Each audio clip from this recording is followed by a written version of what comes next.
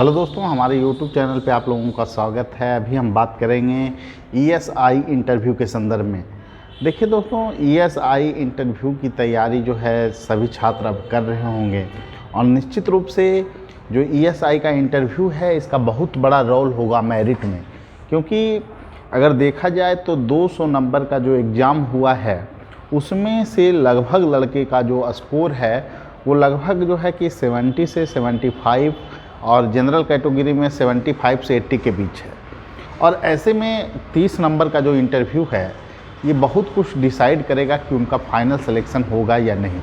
इसीलिए मैं सभी छात्रों से यही अपील करूंगा जो ESI का इंटरव्यू देने के लिए जा रहे हैं और आगे जिनको देना है उनको 4-5 चीज़ों पे बेसिकली आपको ध्यान देना होगा। इसमें सबसे पहले आपको ध्यान देना होगा, आपको स्नातक पेपर जो है उसको थोड़ा सा अच्छे ढंग से आप लोग कर लीजिए।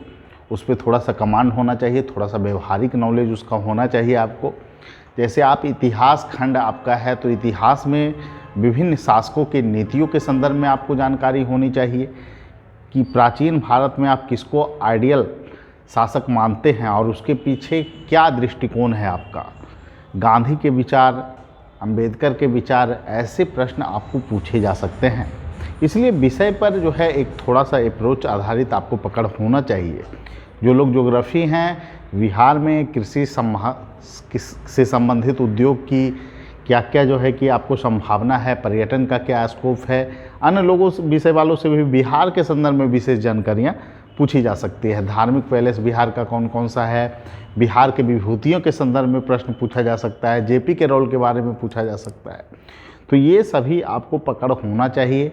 बिहार के संदर्भ में जो है कि राष्ट्रीय पशु, राष्ट्रीय पक्षी, राष्ट्रीय प्रतीक, राजकीय प्रतीक क्या है, इन संदर्भ में भी आपको जानकारियाँ होनी चाहिए।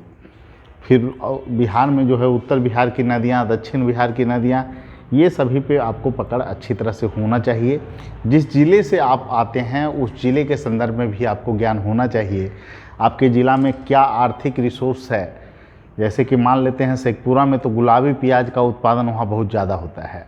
फिर एक वहाँ पर पहाड़ है जिससे कि आपको जो है कि आर्थिक रिसोर्स का बहुत बड़ा जो है कि एक ढंग से केंद्र है वो।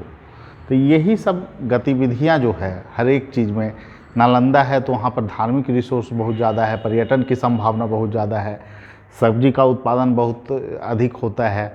फिर सिलाव का खाजा को GI टैग है। तो कुछ विशेषताएं हैं, हर एक जिला की पहचान है, तो उसके संदर्भ में भी जानकारियाँ होनी चाहिए। इसके अलावा जो हम देख रहे हैं कि बेसिकली जो दिक्कत है ESI के छात्रों में कॉन्फिडेंस लेवल का अभाव है, क्योंकि वो हमेशा से ऑब्जेक्टिव टाइप के पेपर देते आए हैं तो इसमें स्वाभाविक रूप से जो बोलने का कॉन्फिडेंस लेवल है उसमें समस्या है। कैसे एंट्री करना है, कैसे अभिनंदन करना है इंटरव्यू बोर्ड को, किस तरह से बैठना है, ये सब में भी बेसिकली आपको समस्या देखी जा रही है। इसमें काफ़ी हद तक सुधार की गुंजाइश है। इसके अलावा जो क्वेश्चन हैं ESI के संदर्भ में, क्योंकि ESI के पद की उपयुक्तता आप में है या नहीं, इसका भी परीक्षण इसके अंतर्गत किया जाना है। तो ESI के संदर्भ में आपको डिसीजन मेकिंग के संदर्भ से संबंधित प्रश्न आपको पूछे जा सकते हैं।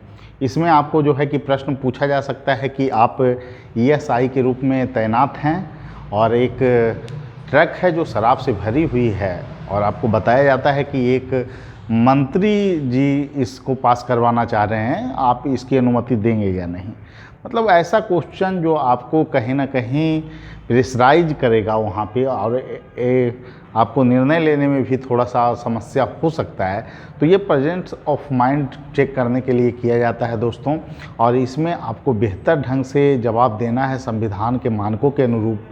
कुछ विवादित प्रश्न भी आपको किए जा सकते हैं, जैसे कंगना रनावत के जो बयान आए हैं कि जो है वास्तविक आज़ादी 2014 के बाद मिली है, ऐसी जो बातें हैं तो इसको सिरे से आपको खारिज करना है। आपको बताना है कि 47 में ही देश आज़ाद हुआ है और विकास की निरंतर प्रक्रिया देश में चल रही है। कहीं से भी आपको इन मतों का जो है समर्थन नहीं करना है। इसके अलावा जो है कि नाम में परिवर्तन जो हुए हैं उसके संदर्भ में प्रश्न भी आपको पूछे जा सकते हैं। तो इन सभी क्वेश्चन में जो निर्णय संबंधित क्वेश्चन है, महिला के आपको आरक्षण से संदर्भ में क्वेश्चन पूछा जा सकता है, महिलाओं की योजना से संबंधित क्वेश्चन पूछा जा सकता है। तो इन सभी चीज़ों पे आप वर्क करते रहें और निश्चित रूप से इंटरव्यू में बेहतर अंक अगर आप पाएंगे, 20+ अंक पाएंगे, तो निश्चित रूप से आपकी सफलता की प्रत्याशा जो है काफ़ी अधिक हो जाएगी।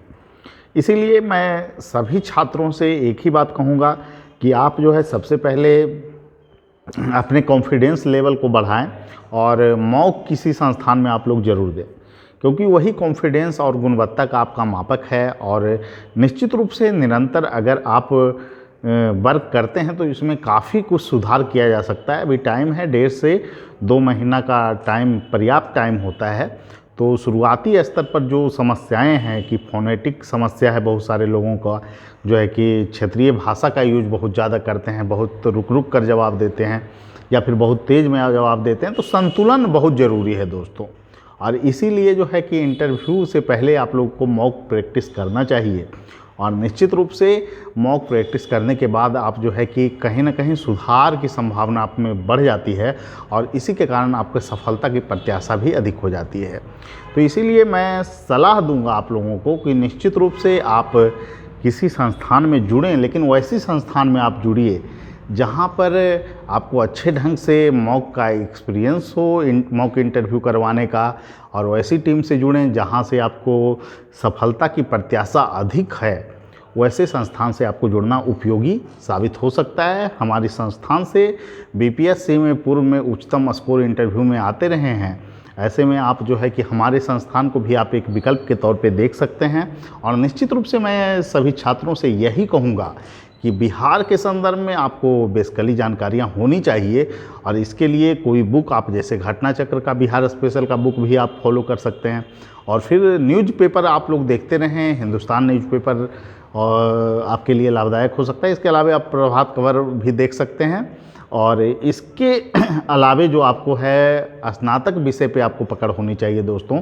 और फिर ईएसआई संबंधित जो प्रश्न पूछे जाएंगे इस पर भी आपको पकड़ बनाने की आवश्यकता है। अभी हमारे संस्थान में इंटरव्यू चल रहा है और तमाम तरह की समस्याएं हम छात्रों में देखते हैं, और सुधार की निरंतर प्रक्रिया जो है कि हमारे संस्थान में चल रही है। तो जो लोग हमसे जुड़ना चाहते हैं, हमारे संस्थान में आना चाहते हैं, वो हमारे फ़ोन नंबर 7004291557 पे कॉल कर सकते हैं। और जो ऑनलाइन जुड़ना चाहते हैं तो वो भी कॉल कर सकते हैं, जो ऑफलाइन जुड़ना चाहते हैं वो भी कॉल कर सकते हैं। हमारी संस्थान जो है पटना में आपको है, और पटना में आप पटना यूनिवर्सिटी के जस्ट सामने रमना रोड आई है। रमना रोड से बीच से एक रोड गुजरी है जिसको आपको जो है कि BM दास रोड के नाम से जानते हैं, जो खनाची रोड की तरफ जाती है। तो आपको जैसे ही रमना रोड के बीच से आइएगा, BM दास रोड में एंट्री कीजिएगा, 2-3 बिल्डिंग बाद ही आपको रैंकर्स व्यू सेकेंड फ्लोर पे आपको मिल जाएगी। और ये संस्थान जो है काफ़ी इंटरव्यू के लिए आपके लिए उपयोगी साबित हो सकती है। तो सभी लोगों से यही कहूँगा कि आप लोग निरंतर तैयारी में लगे रहें और निश्चित रूप से आप सफलता के लिए प्रयासरत रहें, और सफलता आपको ज़रूर मिलेगी दोस्तों। इसी आशा और अपेक्षा आप लोगों से हमें है, और निश्चित रूप से सभी लोगों को शुभकामना। फिर मिलेंगे अगले वीडियो में।